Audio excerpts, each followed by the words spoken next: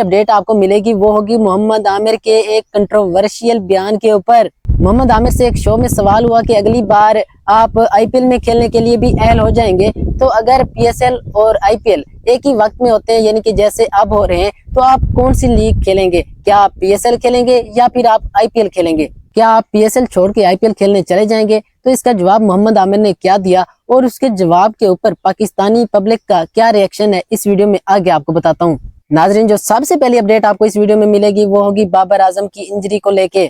اگر آپ کو یاد ہو تو کل پریکٹس سیشن کے دوران بابر اعظم کو بال لگی تھی۔ اس ویڈیو میں آگے جا کے آپ کو یہ بتاؤں گا کہ آپ بابر اعظم کی حالت کیسی ہے، کیا بابر اعظم کہیں پی ایس ایل 10 سے باہر تو نہیں ہو گئے۔ اب کچھ لوگ کہہ رہے ہیں کہ بابر اعظم جو ہے پی ایس ایل 10 کے ابتدائی میچز سے باہر ہو گئے اور کچھ لوگ یہ بھی کہہ رہے ہیں کہ بابر اعظم مکمل طور پر پی ایس ایل 10 سے باہر ہو گئے۔ تو اس کی حقیقت میں آپ کو بتاؤں گا، میں بابر اعظم کی لیٹسٹ حالت بتاؤں گا کہ اس وقت بابر اعظم کی حالت کیسی ہے اور کیا واقعی وہ پی ایس ایل 10 سے باہر ہو گئے۔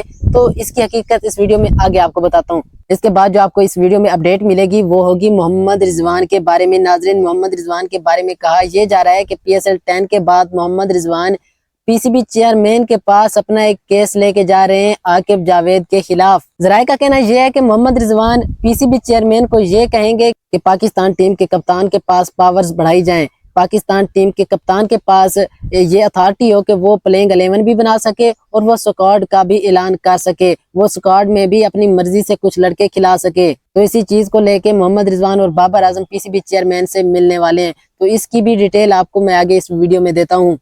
ناظرین، پاکستان کے بہت بڑے جرنلسٹ نے یہ دعویٰ کیا ہے کہ پاکستان ٹیم میں اختیارات کی جنگ چل رہی ہے، اس لیے پاکستان ٹیم نے میچز ہارے ہیں۔ ناظرین، اس کے بعد جو آپ کو اپڈیٹ ملے گی وہ ہوگی ملتان سلطانز کے متعلق۔ ناظرین، پاکستانی پبلک جو ہے وہ ملتان سلطانز کا بائیکاٹ کرنے جا رہی ہے۔ اس ویڈیو میں آگے آپ کو وجہ بتاؤں گا کہ آخر کیوں پاکستانی پبلک جو ہے وہ ملتان سلطانز کا بائیکاٹ کر رہی ہے، کس وجہ سے کر رہی ہے۔ ناظرین، ان سبھی اپڈیٹس کی ڈیٹیل آپ کو اس ویڈیو میں آگے دوں گا، تو آپ نے اس ویڈیو کو لاسٹ تک دیکھنا ہے، بہت ہی مزے کی اور امیزنگ ویڈیو ہے۔ ابھی تک آپ نے چینل کو سبسکرائب نہیں کیا تو بے شک کر لیں۔ میں ویڈیو کو سٹارٹ کرنے لگا ہوں۔ چلیں جی، ویڈیو کو سٹارٹ کرتے ہیں۔ سب سے پہلے بات کرتے ہیں محمد عامر کے اس کنٹروورشیل بیان کے اوپر۔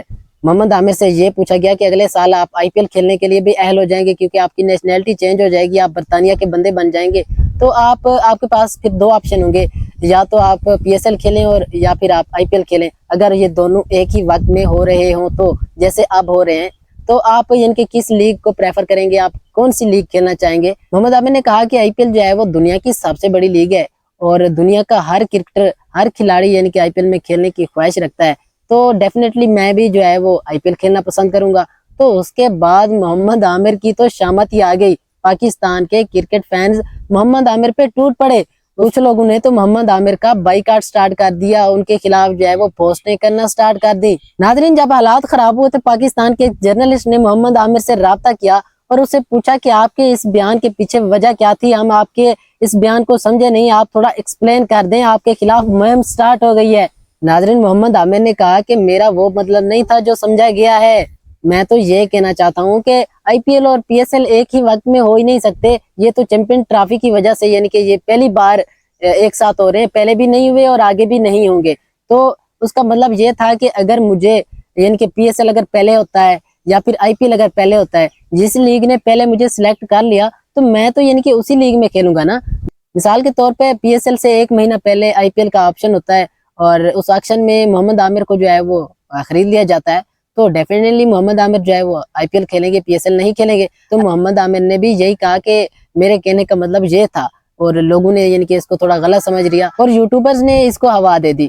ویسے بھی یعنی کہ یوٹیوبر اس طرح کے بیان کے تلاش میں ہوتے ہیں کہ بریکنگ نیوز بن جائے ہماری۔ اچھا جی، اب میں آپ کو بابر اعظم کی موجودہ صورتحال کے بارے میں بتاتا ہوں کہ کیا بابر اعظم جو ہے وہ واقعی پی ایس ایل 10 سے باہر ہو گئے ہیں یا پھر بابر اعظم جو ہے وہ ابتدائی میچز میں نہیں ہوں گے، بعد میں وہ پی ایس ایل کو جوائن کر لیں گے جب وہ مکمل طور پر جو ہے وہ ٹھیک ہو جائیں گے۔ تو یہ باتیں یعنی کہ ابھی تک سچ نہیں ہے، پی سی بی کی جانب سے آفیشلی بھی یہ نہیں بتایا گیا کہ بابر اعظم جو ہے وہ پی ایس ایل سے باہر ہوئے ہیں یا نہیں ہوئے، لیکن اپڈیٹس یہ آ رہی ہیں کہ بابر اعظم کی حالت جو ہے وہ اس وقت کافی بہتر ہے اور وہ چل پھر بھی رہے ہیں۔